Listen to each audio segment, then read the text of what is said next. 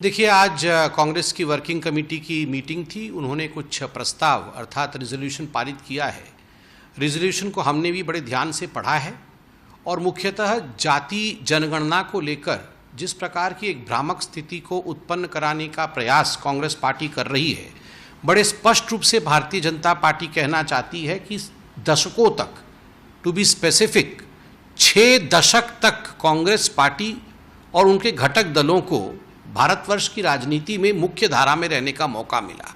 उनकी सरकारें चली, मगर उसके बावजूद भी, इस मौके के बावजूद भी उन्होंने एक भी जाति जनगणना नहीं कराया, जबकि सारे सेंसस उनके सरकार के समय हुए, एक भी जाति जनगणना उन्होंने नहीं कराया।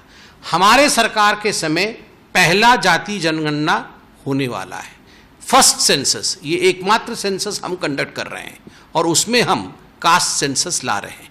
देखिए, हमारे लिए कास्ट सेंसस एक चुनावी मुद्दा नहीं है, हमारे लिए एक पॉलिसी ट्रांसफॉर्मेशन का मुद्दा है।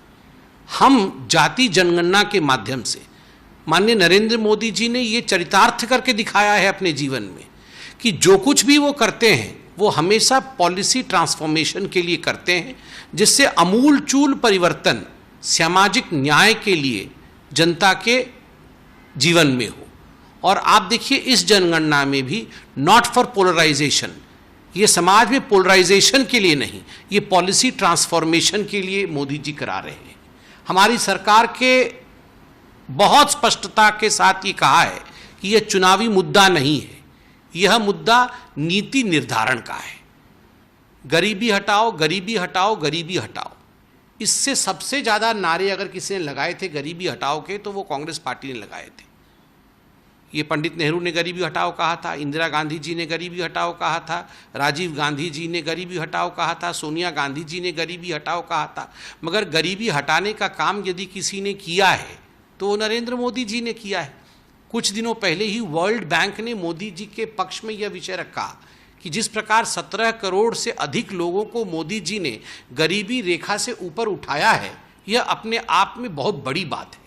तो गरीबी हटाओ का भाषण देना और वास्तविक रूप से गरीबी हटाना, ये दोनों अलग अलग विषय हैं। ठीक उसी प्रकार जातियों का भला हो, उस पे राजनीतिक भाषण देना और नीति निर्धारित करने के लिए कास्ट सेंसस करना, ये दोनों अलग अलग बातें हैं।